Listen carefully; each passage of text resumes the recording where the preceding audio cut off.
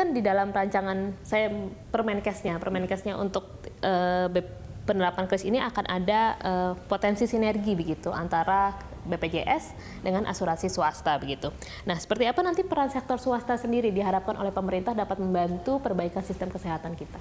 Jadi tetap di swasta yang ingin bekerja sama dengan BPJS, kita mengharuskan mereka menerapkan kris.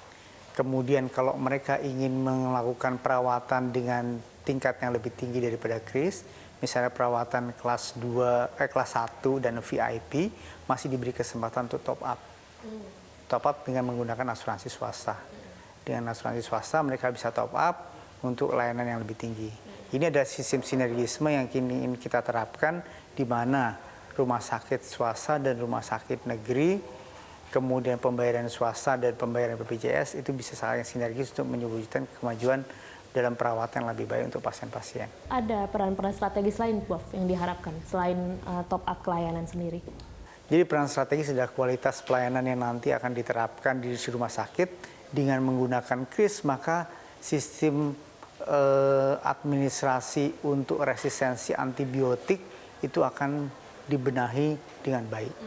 Angka mortalitas atau angka kematian akibat infeksi antibiotik karena resisten antibiotik pasti akan lebih menurun dibandingkan sebelumnya. Kenapa? Karena tadi pasien yang berdekatan bisa saling menularkan penyakitnya, infeksinya, kemudian nanti akan diperbaiki dengan jarak ruang bed yang makin spacing. Oke, Prof, kalau soal kris kan dari tadi kita bicara soal ini ya, fasilitas.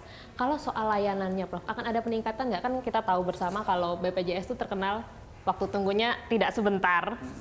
Terus ada yang bilang, saya sih pernah punya pengalaman pribadi nih, Prof, jadi sekalian curhat, kalau tenaga kesehatannya dalam tanda kutip kurang ramah gitu. Ada nggak nanti ada mungkin kayak asesmen juga terkait pelayanannya begitu? Jadi kalau dulu pelayanannya itu pelayanan berjenjang.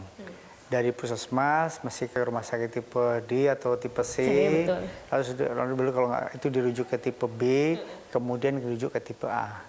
Itu dulu berbasis atas grade-nya rumah sakit.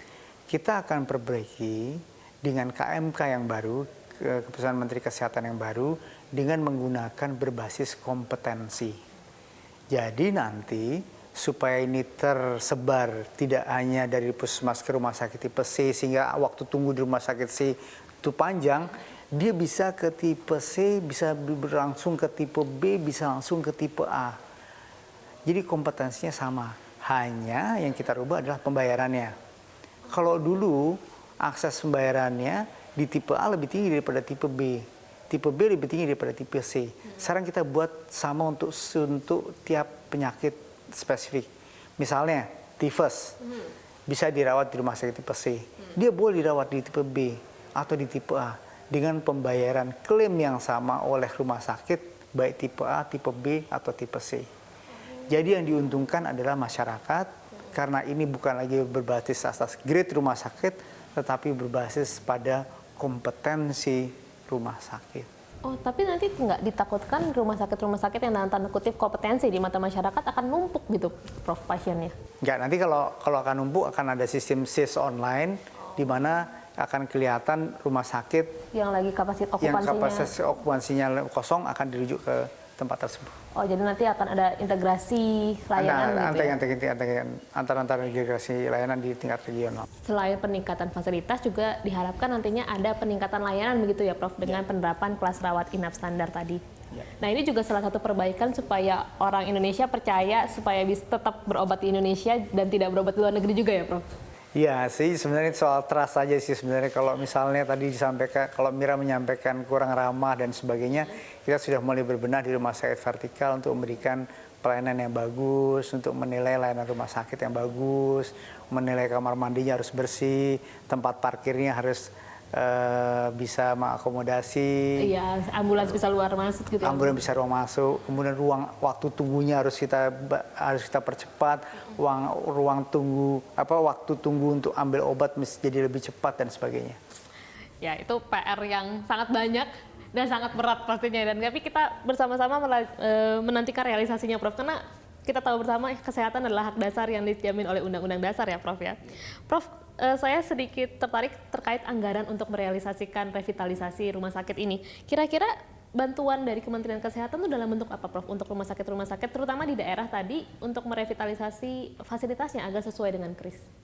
Jadi bukan cuma soal KRIS, tapi kita sudah memetakan berbagai macam penyakit yang memberikan pembiayaan terbesar. Pembiayaan terbesar itu ternyata ada di kanker, jantung, stroke, dan cuci darah. Itu pembiayaan terbesar. Maka kita bantu rumah sakit di daerah di 514 kabupaten di Indonesia supaya dia bisa melakukan cath lab jantung, bisa pasang ring jantung. Akan kita bantu alat-alatnya. Yang penting adalah mereka siap untuk SDM-nya. SDM-nya siap. Kemudian kita bantu untuk pelayanan kanker. Semua rumah sakit kabupaten, RSUD kabupaten harus bisa kemoterapi. Itu.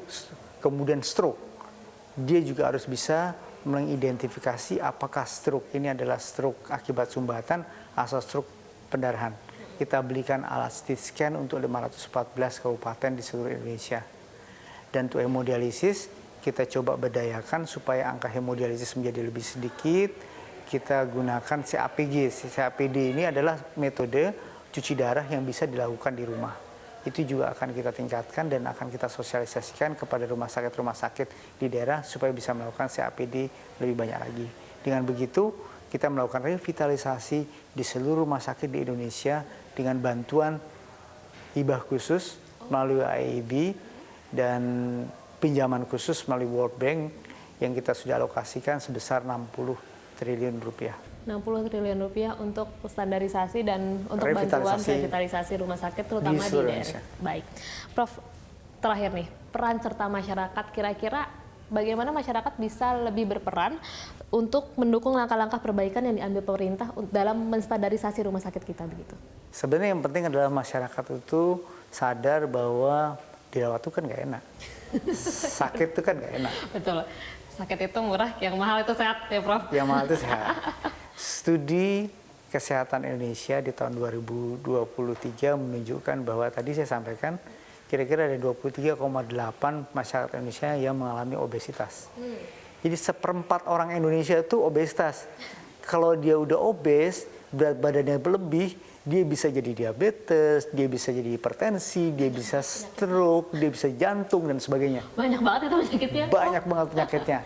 Hanya dengan mengurangi obesitas saja, kita bisa mengurangi berbagai macam penyakit yang berisiko di masa depan. Nah, peran serta masyarakat adalah untuk menurunkan berat badan kalau dia mau sehat. Data SKI juga menunjukkan bahwa hampir setengah masyarakat di Indonesia itu lack of exercise. Jarang olahraga. Kayaknya termasuk saya deh, Prof. 47,3% jarang olahraga dari data tersebut.